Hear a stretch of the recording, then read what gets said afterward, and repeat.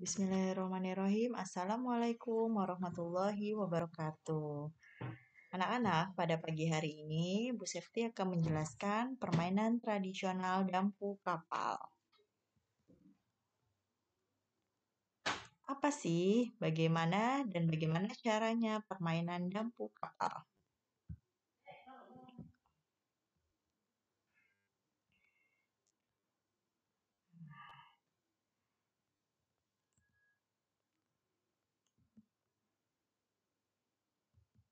Nah, dampu kapal itu jadi arenanya terdiri dari 6 kotak. Dampu kapal ini adalah salah satu permainan tradisional dari Jakarta dan dia berkembang pesat di daerah Jakarta Pusat. Nah, ini dia cara permainan dampu kapalnya. Dampu kapal ini tidak memerlukan tempat yang luas sehingga bisa dimainkan di halaman yang tanahnya datar dan tidak bergelombang. Yang penting tanahnya datar dan tidak bergelombang. Arena permainan dampu kapal dibuat menggunakan kapur. Jika memainkannya di aspal, jika tidak jika di tanah bisa menggunakan lidi atau kayu kecil. Dampu kapal dapat dimainkan sedikitnya oleh 2 orang, namun biasanya dimainkan 3-4 orang. Alat utama dampu kapal itu yaitu batu pipi atau batu yang tipis atau pecahan genteng yang disebutnya dengan gacoan. Langkah permainan dampu kapal.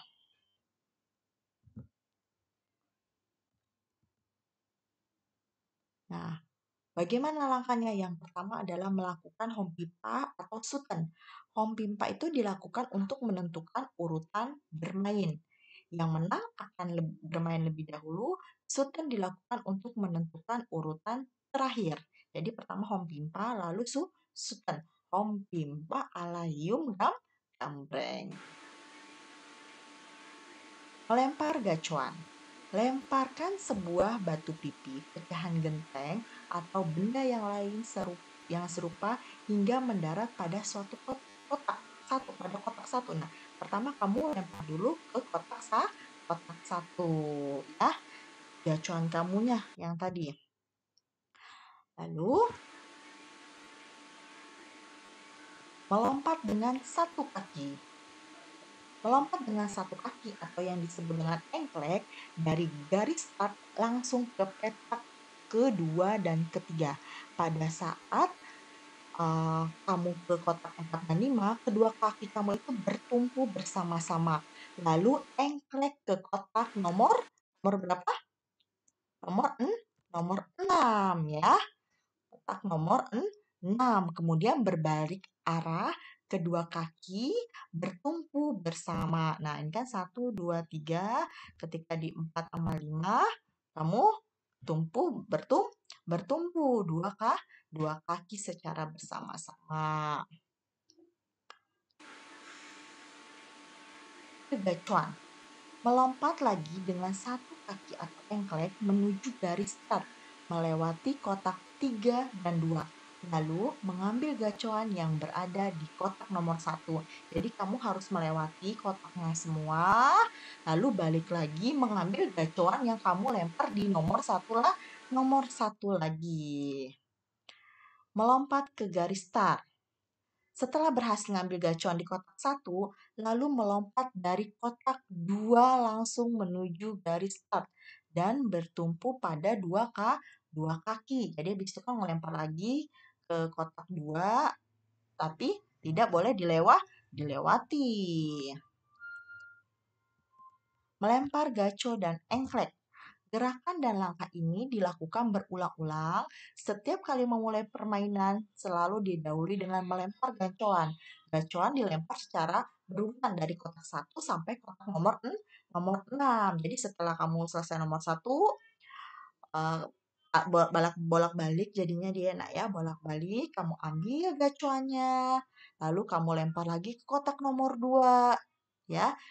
Lalu kamu lempar lagi ke kotak nomor 3. Sama urutannya seperti kamu melempar di kotak nomor 1 tadi. Nah, Misalkan kamu lempar nomor 1 nih, Nak. Nomor 1. Nah, nomor 1 ini tidak boleh kamu lewati dulu ya. Kalau ada itu, langsung kamu lompat ke kotak nomor 2. Lalu ke sini kamu habiskan dulu sampai nomor 6, balik arah, baru kamu ambil gacoan yang telah kamu lempar tadi. Lalu setelah kamu sudah balik, kamu lempar lagi ke kotak nomor 2. Caranya seperti sama kayak nomor 1 tadi. Cara mengambil gaco di kotak nomor 6. Mengambil gacoan di kotak nomor 6 dilakukan dengan posisi membelakangi gacoan badan jongkok, tangan mengambil gacoan tanpa melihat. Jadi ngambilnya tanpa melihat. Pada tahap akhir, gacoan dilempar di luar atau di atas kotak nomor 6. Kemudian pemain melompat maaf ya saya. Pemain apa? Pemain melompat sekuat tenaga untuk dapat menginjak gacoan dilempar. Tadi, jika berhasil, pemain itu dapat 1 bintang. Kemudian kotak nomor 1 diberi tanda bintang sebagai kekuasaannya. Pemain yang lain nggak boleh menginjak bintang orang lain jika dilanggar, berarti ia gugur ya. Jadi kalau kamu sudah sampai nomor 6, ya, terus kamu lempar lagi di luar nomor 6. Bagaimana cara mengambilnya? Cara mengambilnya adalah kamu harus melompat mengenai batu tersebut, ya. Nah, setelah itu kamu baru dapat rumah, istilahnya rumah, ya. Yang mana rumah itu tidak boleh diinjak oleh orang lain. Kalau diinjak berarti dia mati atau gugur, ya. Pemain dinyatakan gugur apabila yang pertama, lemparan gacoan jatuh di luar kotak yang dituju.